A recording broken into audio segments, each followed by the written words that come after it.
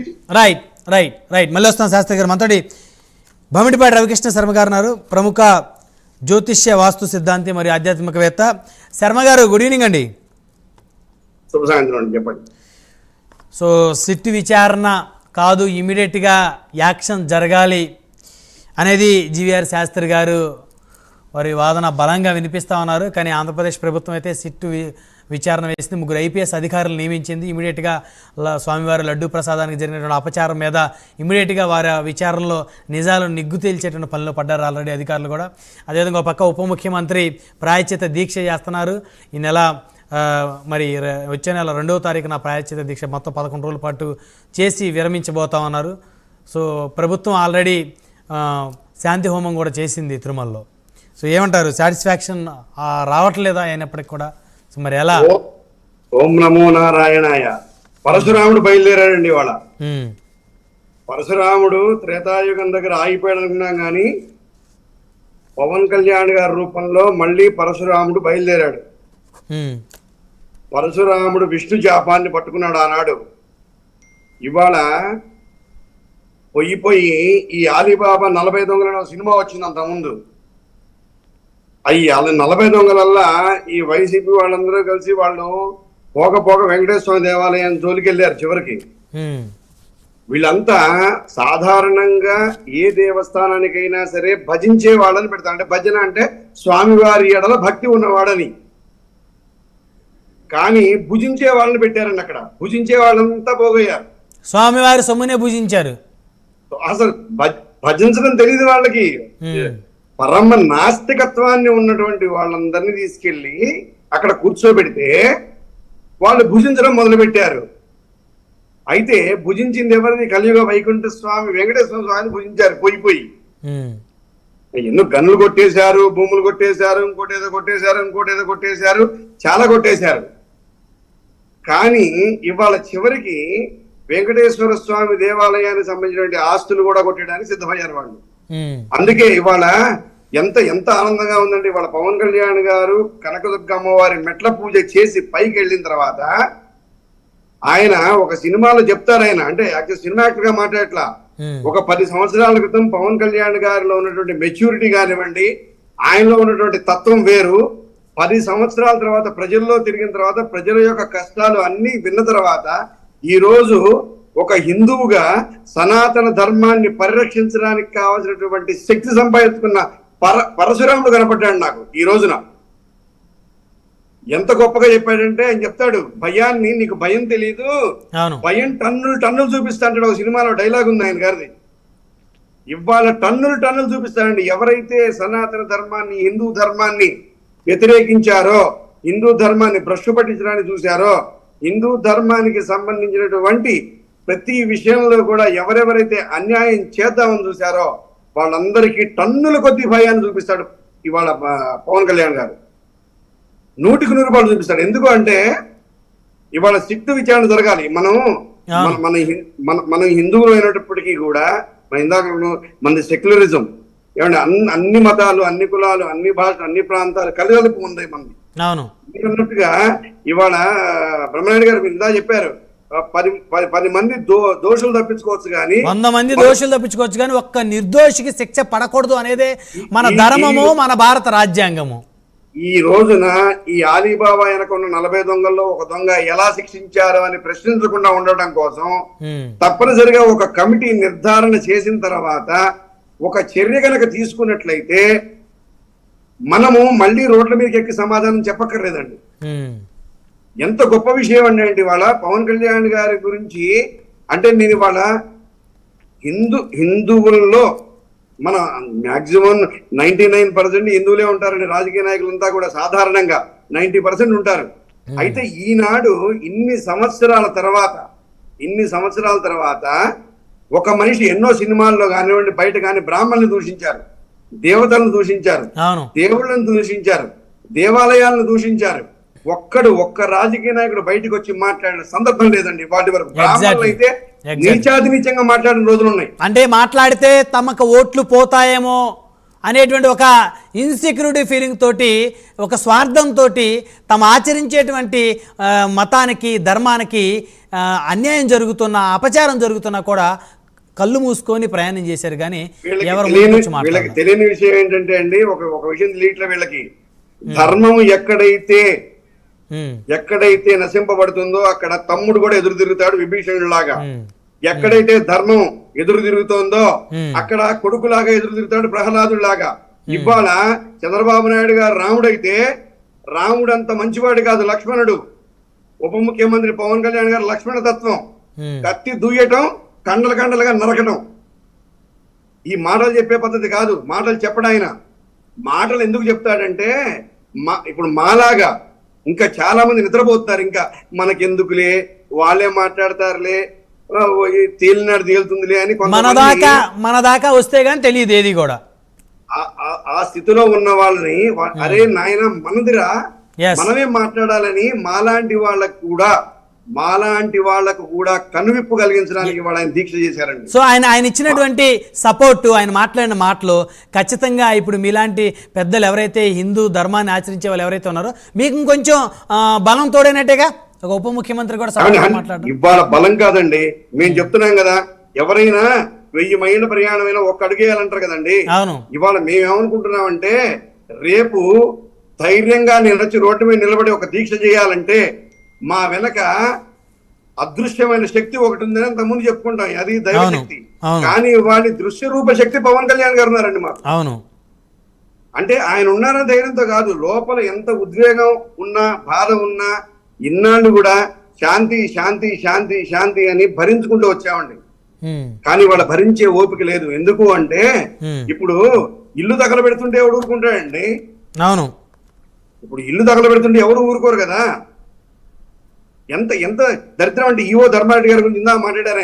ఆయన అడిషనల్ ఈవోగా వచ్చి ఈవోగా చేసి వేద పాఠశాలకు సంబంధించినటువంటి వైదిక్ యూనివర్సిటీ వైస్ ఛాన్సలర్ చేసి ఏంటండి ఇది అంటే ఒక డిజిగ్నేషన్ కి కనీసం ఒక క్వాలిఫికేషన్ ఉండాల్సిన అవసరం లేదా? అవును.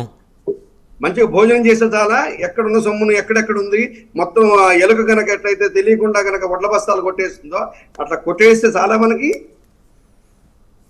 అసలు అదే కదా ఎస్వి వేదిక యూనివర్సిటీ, అసలు SV Vedic university, Sri Venkateswara Vedic యూనివర్సిటీకి వీసీగా అసలు ధర్మారెడ్డి గారికి ఎలా ఇచ్చారనే కదా ఇప్పుడు మళ్ళీ ఇచ్చారు. ఇప్పుడు అంతకు ముందు అంటే మీకు ఉదాహరణ చెప్తా, మనకు రమణాచార్యులు గారు ఉన్నారు.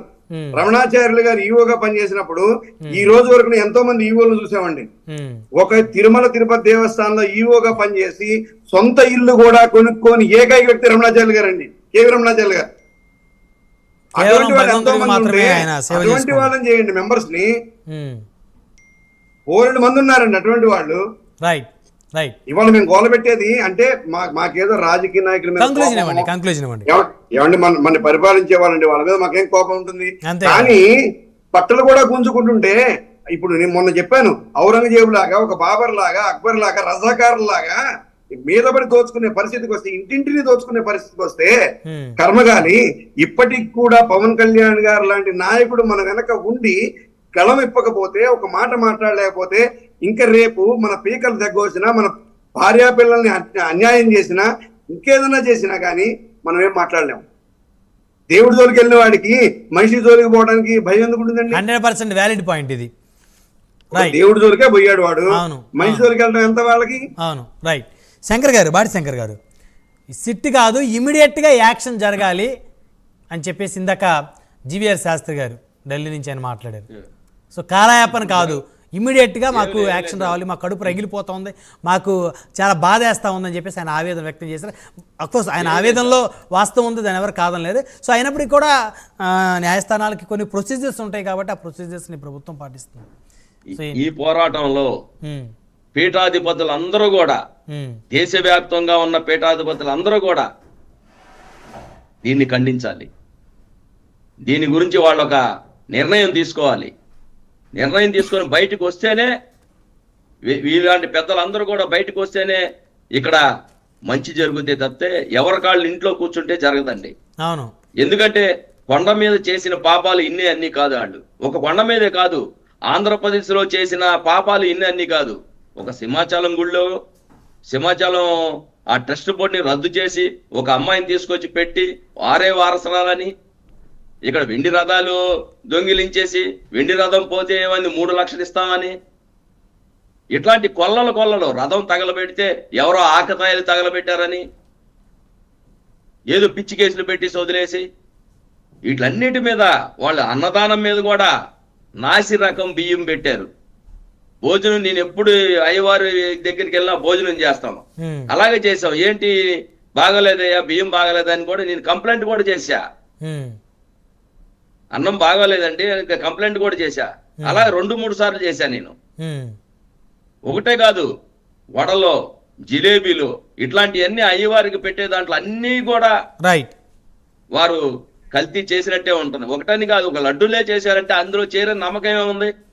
సో అందుకనే కదా ఈ సిట్ విచారణలో అన్ని వాస్తవాలు ఏవైతే ఉన్నాయో అవన్నీ కూడా బయటకు వస్తే ప్రపంచవ్యాప్తంగా ఉన్నటువంటి హిందువులు ఎవరైతే ఉన్నారో వారికి అనేక అనుమానాలు ఉన్నాయి. కాబట్టి ఇంకా ఏం జరిగింది ఇప్పుడు మీరు అన్నట్టు ఏ ప్రసాదాల్లో జరిగింది జరగాలి, పీఠాధిపతులు వచ్చి అడగాలి, పీఠాధిపతులు అందరూ కూడా బయటికి రావాలి. బయటకు వచ్చి మొత్తం మీద తిరుమల మీద జరిగిన అపచారాన్ని ఖండిస్తూ దీని మీద విచారణ చేయండి. రైట్ రైట్ కృష్ణమాచార్య అందరికీ కూడా పవన్ కళ్యాణ్ గారు అనుకుంటారు. రైట్ కృష్ణమాచార్య గారు మీ పీఠాధిపతులు అందరూ కూడా బయటికి రావాలి. రైట్ శంకర్ గారు సమయం లేదు. కృష్ణమాచార్యులు గారు ఇప్పుడు పీఠాధిపతులు అందరూ బయటకు వస్తే ఖచ్చితంగా పార్టీ జనసేన అధినేత ఉప ముఖ్యమంత్రి పవన్ కళ్యాణ్ గారు ఖచ్చితంగా అందరికీ అండగా ఉంటారు. గలం ఎత్తండి, సో మీ అందరితో పాటు మేము కూడా కలిసి నడుస్తామంటున్నారు సో జనసేన నాయకులు. శంకర్ గారు తప్పకుండా సనాతనమైనటువంటి ధర్మాన్ని ఇదే మా జీవిత ధ్యేయంగా మేము ఎన్నో రకాలైనటువంటి త్యాగాల్ని, అటు కుటుంబాలు, వ్యవస్థలు, పరిస్థితులు వీటన్నిటికీ అతీతంగా ఉండి సనాతనమైనటువంటి ధర్మం కోసం ఉన్నటువంటి మేము పరమ పూజ్య మఠపీఠ ఆశ్రమాధిపతులు అందరికీ కూడా చెప్తున్నటువంటి మాట, మీకేదో తిరుమల కొండ మీద మీ ఆశ్రమానికో ఆలయానికో వేరొక దానికో గత ప్రభుత్వాలు టీటీడీ మీకు చోటిచ్చింది అన్నటువంటి ఉద్దేశం చేత తలా పాపం తిలా పిలకడు అన్నటువంటి పరిస్థితుల్లో ఈ పాపంలో మీరు కూడా పాలు పంచుకుంటూ ఇక మీదట కూడా మీరు కనుక అధర్మపూరితమైనటువంటి పరిస్థితులు మన కళ్ళ ముందు జరుగుతూ ఉన్న కలం ఎత్తకపోతే మనం కూడా పాపం చేసిన వాళ్ళం అవుతాం. మనం చేయవలసినటువంటి పని యోగులుగా, సిద్ధులుగా, మఠపీఠ ఆశ్రమాధిపతులుగా పరమ పూజ్యమైనటువంటి ధర్మాన్ని రక్షించాల్సినటువంటి పని ఒక సామాన్యుడిగా, రాజకీయ నాయకుడిగా వచ్చినటువంటి జనసేన అధినేత పవన్ కళ్యాణ్ చూస్తున్నాడంటే ఇక మీదట కూడా సనాతనమైనటువంటి ధర్మం మీద జరుగుతున్న దాడిని చూస్తూ మనం గనక ఊరుకుంటే మనకు మించినటువంటి పాపాత్ముడు లేడు. వేదం ఒకటే చెప్తుంది, ఉపనిషత్తులు ఒకటే చెప్తాయి. మన కళ్ళ ముందు అన్యాయం జరుగుతూ ఉంటే, మన కళ్ళ ముందు ధర్మానికి ఇలాంటి ఇబ్బందికరమైనటువంటి స్థితిగతులు జరుగుతూ ఉంటే కళ్ళు మూసుకొని కూర్చోవడం కూడా మహాపాపం. పరమ పూజ్య మఠపీఠ ఆశ్రమాధిపతులందరికీ ఇదే ఒక విన్నపం. విశ్వధర్మ పరిరక్షణ వేదిక ఆంధ్రప్రదేశ్ అధ్యక్షుడిగా, బ్రహ్మపద పీఠాధిపతిగా కృష్ణమాచార్య స్వామి చెప్తున్నటువంటి మాట ఇది. ఉభయ తెలుగు రాష్ట్రాలే కాదు, భారతదేశంలో ఉన్నటువంటి పరమ పూజ్య మఠపీఠ ఆశ్రమాధిపతులందరూ కూడా ఒక సమాఖ్యగా మనం బయలుదేరుదాం, రైట్ తిరుమలకు చేరుకుందాం, హిందూ ధర్మాన్ని కాపాడాలి, సిట్ విచారణలో మనం కూడా పాల్గొందాం. కేవలం లడ్డు వ్యవహారంలో జరిగినటువంటి అంశమే కాదు, ఎన్నో విషయాలు నిగ్గు తీర్చాలి. స్వామివారి యొక్క సర్వాభరణాలు కేవలం తిరుమల తిరుపతిలోనే కాదు, గతించిన 4-5 ఏళ్లుగా అంతకంటే ముందుగా మిగతా ఆలయాల్లో కూడా జరుగుతున్నటువంటి విషయాలను ఒకసారి నిగ్గు తీర్చాలి. కృష్ణమాచార్యులు గారు, రాష్ట్ర వ్యాప్తంగా, ఆంధ్రప్రదేశ్ రాష్ట్ర వ్యాప్తంగా ప్రతి దేవాలయాన్ని మీలాంటి పీఠాధిపతులు అందరూ కూడా సందర్శించాలి. అక్కడ జరుగుతున్నటువంటి పరిస్థితులను మీరందరూ కూడా ప్రత్యక్షంగా వీక్షించాలి, ప్రశ్నించాలి. గతంలో ఏం జరిగింది, ఇప్పుడు ఎలా జరుగుతుందని ఖచ్చితంగా మీరందరూ కూడా గలం విప్పాలి. హిందూ ధర్మాన్ని కాపాడాలి, హిందూ దేశంలో హిందువులకి రక్షణ కల్పించే విధంగా మీలాంటి ప్రతి పీఠాధిపతులు, ప్రతి స్వామీజీ కూడా ఖచ్చితంగా గలమెత్తాలి. ఒక ధర్మ ప్రచారాన్ని చేయబోతున్నాం. విశ్వధర్మ పరిరక్షణ వేదిక నుండి, కాణిపాకం నుండి మొదలుపెట్టి అరసవెల్లి సూర్యనారాయణుడి యొక్క ఆలయ ప్రాంగణం వరకు అతి త్వరలో అన్ని ఆలయ ప్రాంగణాన్ని పరమ పూజ్య మఠపీఠ ఆశ్రమాధిపతులు అందరితో కలిసి కృష్ణమాచార్యగా నేను ధర్మ ప్రచారాన్ని మొదలు పెట్టబోతున్నాను. అన్ని ఆలయ ప్రాంగణాన్ని మేము ఖచ్చితంగా నిశ్చితంగా గమనిస్తాం. అక్కడ జరిగిన ప్రతి అంశాన్ని కూడా గౌరవనీయుల ముఖ్యమంత్రులు, ఉప ముఖ్యమంత్రులు అయినటువంటి పవన్ కళ్యాణ్ గారిని కూడా కలిసి ఆ నివేదికను కూడా మేము సమర్పిస్తాం, సిట్ విచారణకు మేము కూడా హాజరయ్యేటువంటి ప్రయత్నాన్ని తప్పకుండా చేస్తామని రైట్ రవికృష్ణ శర్మ గారు ఏమంటారు? అయ్యా మేము కూడా మా శిష్య బృందంతో కలిసి మన దేశంలో ఉన్నటువంటి ప్రముఖమైనటువంటి గంగా, గోదావరి, కృష్ణ, కావేరి, తుంగభద్ర, పెన్నా అన్ని నదుల యొక్క జలాలను తీసుకొని గోమూత్రంతో 5 రకాల గోవులు ఉన్నాయండి మనకి, విశేషమైనటువంటి గోవులు. ఆ గోమూత్రాన్ని కూడా వాటితో కలిపి అలిపిరి దగ్గర నుంచి ఏదైతే వీళ్ళు ప్రయాణం చేశారో, ఎవరైతే భుజించిన వాళ్ళు ప్రయాణం చేశారో, ఏదైతే మాంసపు ముద్దలు ప్రయాణం చేశాయో, ఏదైతే కల్తీ పదార్థాలు ప్రయాణం చేశాయో, ఆ దారంతా కూడా వీటిని చల్లుకుంటూ పైకెక్కడానికి కావాల్సినటువంటి చిన్న నిర్ణయాన్ని మేము టీటీడీ అనుమతితో అలాగే పవన్ కళ్యాణ్ గారి యొక్క సహాయ సహకారాలతో తీసుకొని తప్పకుండా ముందుకెళ్దామని చెప్పి మేము సిద్ధంగా ఉన్నాం. ఎట్టి పరిస్థితుల్లో సనాతన ధర్మం జోలికి వస్తే తాట తీస్తా అనే పవన్ కళ్యాణ్ గారి ఆ గొప్ప మాటకి మేమంతా విలువనిస్తూ దాన్ని సమర్థిస్తూ తప్పనిసరిగా మేము ఆయన గారి వెనకుంటాము, అలాగే కొన్ని సందర్భాల్లో ముందు కూడా ఉంటామని చెప్పి మీ యొక్క ఈ ప్రేమ ముఖ్యంగా మేము మాటిస్తూ ఎట్టి పరిస్థితుల్లో దీని గురించి ఈ సిట్టు విచారణ అయిపోయి దోషులకు శిక్ష పడిన దాకా కూడా మా గళాన్ని ఆపము, వినిపిస్తూనే ఉంటాము. ఖచ్చితంగా కలియుగ ప్రత్యక్ష దైవం శ్రీ వెంకటేశ్వర స్వామి వారి ప్రతిష్టతని కాపాడుకోవటం ప్రతి ఒక్కరికి ఖచ్చితంగా చేయాల్సినటువంటి అంశం. ప్రతి ఒక్కరి ధర్మం కూడా అది, ప్రతి ఒక్కరి బాధ్యత కూడా అది, ప్రతి హిందూ బాధ్యత. ప్రకృతి విలయతాండం చేస్తుంది, వానలు, వరదలు, భూకంపాలతోటి ప్రళయాలు విలయతాండం చేస్తా ఉన్నాయి, మానవాళ్ళని కబలించకపోతా ఉంది. సో దీని అంతటికీ కూడా కారణం భగవంతుడి మీద భక్తి లేకపోవడం, భగవంతుడిని అశ్రద్ధ చేయడం, భగవంతుని అపవిత్రం చేయటమే. కాబట్టి భగవంతుని పవిత్రంగా ఉంచుకోవాల్సిన సమయాసనమైంది. ఈ సభాముఖం ఇంకో మాట, స్వామి మీరు ఏదైతే ప్రయాణానికి మీరు సన్నిహితులయ్యారో మాలాంటి వాళ్ళు కూడా మీతో కలుస్తున్నాం. ఇది నిజంగా ఇది అద్భుతమైనటువంటి మాట, అభినందించదగ్గ. అందరం కలిసి పోరాడదామని చెప్పి నా భావన. మీ పాదాల చెంత ఉంటాం. రైట్ ధన్యవాదాలండి. చర్చలో పాల్గొన్నందుకు భవిడిపాటి రవికృష్ణ శర్మ గారు, అదేవిధంగా జీవీఆర్ శాస్త్రి గారు, కృష్ణమాచార్యులు గారు, బాటి శంకర్ గారు, అందరికీ పేరు పైన ధన్యవాదాలు. మరి